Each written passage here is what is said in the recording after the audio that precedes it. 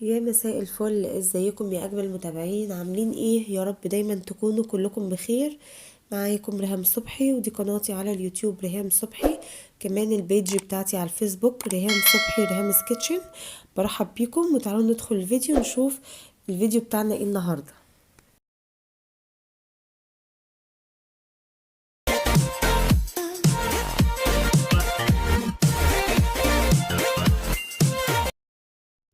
اولا المكان اللي انا مصوره فيه ده مدينه الشروق 2. صورت هناك عمارات الاسكان الاجتماعي اللي هي لسه هتطرح قريب، وكمان صورنا عمارات سكن مصر. وكمان كان في عماره فيها نموذج الشقق، يعني شقق مفتوحه، فصورت فيها نموذج الشقق بمساحات مختلفه. تمام. هي في الاول كده عمارات اللي هي لونها الاورنج في بيج دي عمارات الاسكان الاجتماعي. هي واخده مساحه كبيره، وكمان العمارات دي يعني اغلبها ساكن. يعني وفي عمارات لسه جديده، دي لسه هتنزل في الاعلان الجديد. وهي عمارات الإسكان الاجتماعي بتنزل بمقدم حجز 14,000 جنيه. يعني بصراحة مقدم حجز حلو جدا. كمان الأقساط بتاعتها أهدى شوية وأقل شوية من سكن مصر. وبرضو المساحات الشقق بتكون حلوة وممتازة ومساحتها حلوة. زي ما انتم شايفين كده العمارات كلها بتاعت الإسكان الاجتماعي أغلبها ساكن.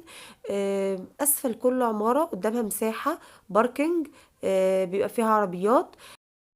وهنلاقي انه بيفصل بين العمارات ايه مساحات شجرية، وبتبقى اغلبها تحت الانشاء او سواء انشئت فعلا. تمام. فزي ما بقول لكم يعني العمارات دي بتاعت الاسكان الاجتماعي هتطرح قريب جدا بعد ما يخلص الاعلان بتاع سكن مصر ودار مصر وجنة مصر. جنبهم على طول اللي هي العمارات الرمادي في بيج او رمادي في ابيض. وهي دي سكن مصر. طيب سكن مصر مدينة الشروق، يعني مقدم الحجز بتاعه 40,000 جنيه. بس مش هو كده، هو ده مقدم حجز، وفي 500 جنيه بتدفع برضو في البنك مع ال40,000 جنيه. وبعد كده بيبتدي تدفع جزء من تمن الوحدة بيدفع على طول قبل ما تدخل في موضوع الأقساط. يعني بيبقى في رينج حوالي كده من 100,000 جنيه ل160,000 جنيه. بيبقى تدفع دي كده، تدفع الأول بالإضافة طبعا بتتحط فيها وديعة صيانة. والكلام ده كله بيظبطوا البنك بعد ما بتبتدي تحجز الوحدة. طيب سكن مصر الشقق فيه مساحات من أول 105 لحد 133 متر. أنا بتكلم على الشروق. خلاص. عندك الدور الأرضي، وبعد كده 5 أدوار متكررة فوق الدور الأرضي. كل دور فيه 4 شقق. 4 شقق مساحات مختلفة. بنلاقي في كل دور فيه مساحات من 106 إلى 133. يعني مساحات مختلفة، في 106، في 115، 119، 133، وفي 130 متر. خلاص.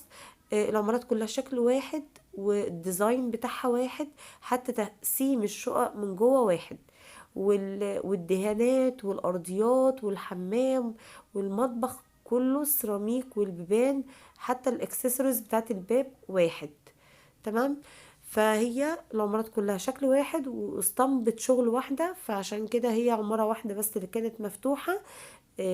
وفيها الشقق بتاعتها كلها مفتوحة لحد الدور الخامس. تقدروا تروحوا تتفرجوا براحتكم على نظام الشقق.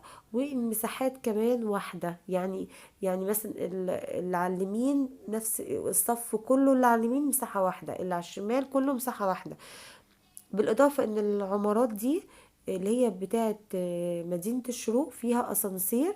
فبراحتكم خالص لحد الدور الأخير تقدروا تاخدوه، لأن العمارة فيها أسانسير وفيها عداد كهرباء وكل حاجة.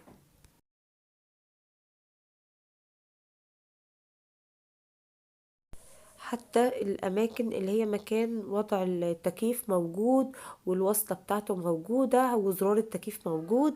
يعني الشقة من جوه مجهزة بكل حاجة. تمام. بس اللي لفت نظري ان الاسكان الاجتماعي جنب سكن مصر بالظبط، مفيش فرق بينهم. تمام.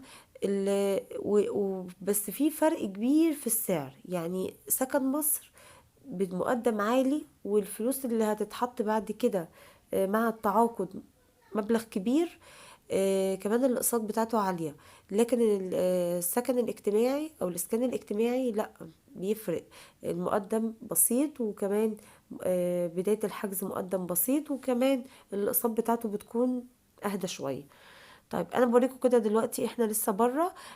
بنشوف شكل المدينة من بره. طبعا كل الرمل والحاجات دي كلها حاجات تحت الانشاء، لسه بتتعمل زرع، ولسه في ملعب وفي حديقة بتتعمل، وفي مدرسة موجودة بالفعل. المدرسة دي موجودة جنب عمارات، في نهاية عمارات الإسكان الاجتماعي وبداية عمارات سكن مصرية من ورا، بس واخدة مساحة كبيرة. المدرسة حكومية واخدة مساحة كبيرة قوي. ف من العمارات اللي هي بتاعت الإسكان الاجتماعي وسكن مصر ممكن تقدروا تشوفوا المدرسة.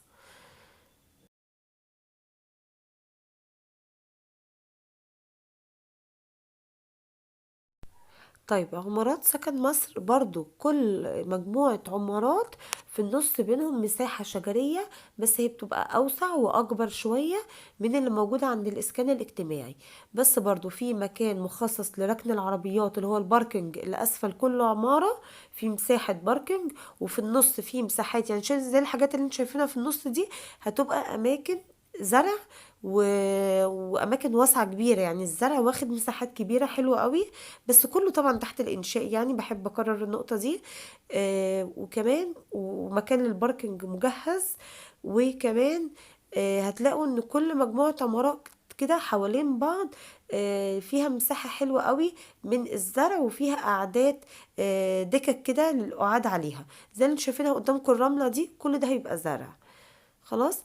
وزي ما نقول انا بنلف كده حوالين العمارات اوريكم ان كلهم شكل واحد. حتى كمان نظام البلكونات ونظام اوض النوم ومساحات اوض النوم كله واحد. تمام. اللي بيفرق بين شقة واسعة وشقة اقل في المساحة هو في الريسبشن بس. يعني الشقة اللي هي 103 106 متر والشقة اللي 133 متر، الفرق بينهم ان 133 متر ان الريسبشن بتاعها واسع بالطول طويل. لكن الشقة اللي هي 106 الريسبشن بتاعها ممكن يشيل قطعتين كويسين مرتاحين. خلاص. لكن الحمام والمطبخ والأوض كلهم نفس المساحة، انا دخلتهم مفيش فرق خالص. تمام. طيب هتشوفوا دلوقتي نموذج لشقة مساحة، يعني انا مش عارفة بالظبط المساحات اللي احنا دخلناها، بس انا شفت صورت في شقة مساحة معقولة، وشقة في مساحة واسعة اللي هي 133 متر او 130 متر. تمام. هتشوفوهم دلوقتي. بس بصفة عامة كده العمارات شكلها حلو جدا. مدخل العمارات حلو قوي. الشكل العماير من بره وشكل المكان والمساحة ممتازة. وعايزه اقول لكم لو ما عرفتوش تقدموا في سكن مصر، الاسكان الاجتماعي هتبقى فرصه حلوه جدا لما يطرح ان انتوا تقدموا فيه، لانه نفس المكان، يعني تعتبروا ان انتوا هتسكنوا في نفس المكان، ومساحات شقق قريبه جدا من نفس الشقق، ونفس التشطيب قريب من بعضه. فيعني انا حاسه مفيش فرق، بس هو الفرق جامد جدا في الفلوس وفي الاقساط. ده الفرق الوحيد اللي انا حسيته. لكن هي منطقة واحدة، المساحات الشجرية برضو في المكان كله. هتستفادوا بالملاعب وبالحديقة اللي هتتعمل، وفي خدمات كتير قوي. وفي وحدة صحية، وفي خدمات كتير قوي هتتعمل في المنطقة، وفي حاجات اتعملت بالفعل. طيب هنا احنا كده وصلنا للعمارة او النموذج اللي هو المتوفر، اللي احنا نقدر ندخل نشوف الشقق، حتى تلاقوا العربيات الناس راكنة عنده. طبعا دي عربيات ناس مش ساكنة، دي عربيات ناس رايحة تتفرج، لان كل العمارات دي لسه في الطرح الجديد. تمام. يعني كلها مش ساكنة. الاسكان الاجتماعي بس هو اللي اغلبه ساكن، بس في مجموعة عمارات جديدة لسه ما سكنتش. خلاص. وعدد برضو عددها محدود، مش كتير. تعالوا بقى ندخل مدخل العمارة. زي ده شايفينه المدخل حلو جدا نضيف قوي. فالتشطيب زي ما انتوا شايفينه حلو جدا. الاسانسير اهو في الوش زي ما انتوا شايفينه. الخمس ادوار شغال فيهم الاسانسير. آه الدور الارضي 4 شقق. دخلنا كده اول شقة نبص فيها. ادي شباك في الوش كده. اول دور معمول له كل الشبابيك لحد المطبخ كله معمول له حديد. طبعا الشبابيك نظيفة جدا، حلوة قوي، معمولة قلموتال كمان.